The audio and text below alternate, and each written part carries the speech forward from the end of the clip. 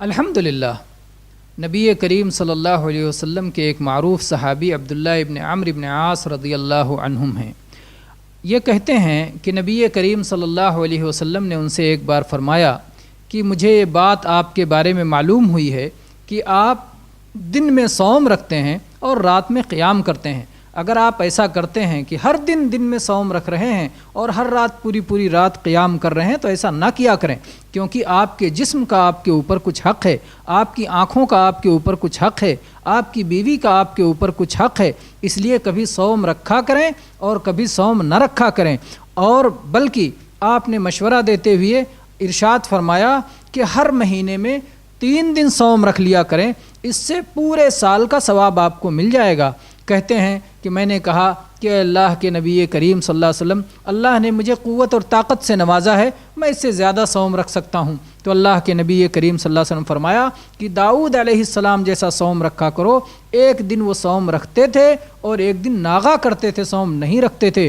اور کہتے ہیں عبداللہ ابن عمرو رضی اللہ عنہ اپنی آخری عمر میں کہ کاش میں نے نبی کریم صلی اللہ علیہ وسلم کی اس آسانی کو قبول کر لیا ہوتا کہ مہینے میں 3 دن رکھ کے پورے سال کا ثواب حاصل کرتا، لیکن چونکہ میں نے اپنے اوپر یہ لازم کر لیا کہ ایک دن صوم رکھوں ایک دن نہ رکھوں، بڑھاپے میں اس میں دشواری ہو رہی ہے۔ بہرحال یہ حدیث ہمیں یہ بات کی تعلیم دیتی ہے کہ کوئی آدمی اگر پوری زندگی ہر دن صوم رکھنا چاہے تو ایسا کرنا ممنوع ہے، بلکہ اس طرح صوم رکھنا چاہیے کہ انسان کی قوت بھی باقی رہے اور اللہ کی عبادت کو پوری زندگی وہ بہتر انداز میں کر سکے۔ یہ متفق علیہ حدیث ہے۔ واقعہ عبداللہ ابن عمرو ابن عاص رضی اللہ عنہ کا واقعہ یہ بخاری و مسلم میں موجود ہے۔ صحیح مسلم میں ابو قتادہ رضی اللہ عنہ سے حدیث مروی ہے کہ نبی کریم صلی اللہ علیہ وسلم سے دریافت کیا گیا کہ اس شخص کا کیا حکم ہے جو پوری زندگی لگاتار صوم رکھ جاتا ہے، کسی دن بھی ناغا نہیں رکھتا۔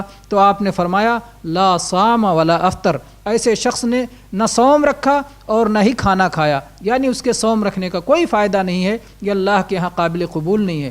دنیا میں اس نے کھانا نہیں کھایا، آخرت میں وہ صوم کے ثواب سے محروم ہے، تو نہ اس کا صوم ہوا نہ اس کا کھانا کھانا ہوا۔ یہ انتہائی ناکام و نامراد شخص ہے۔ تو اس لیے صوم دہر یہ ہمارے لیے ممنوع ہے، نہ اسے بزرگوں کے تعلق سے بیان کرنا چاہیے۔ بہت سارے لوگ بزرگوں کے بارے میں کہتے ہیں کہ فلاں بزرگ اتنے سالوں تک لگاتار صوم رکھ گئے، تو یہ سب باتیں سنت کے خلاف ہیں۔ اللہ تعالی ہمیں صحیح سمجھ عطا فرمائے۔ ھذا والحمد للہ رب العالمین وصلی اللہ علی نبینا وسلم۔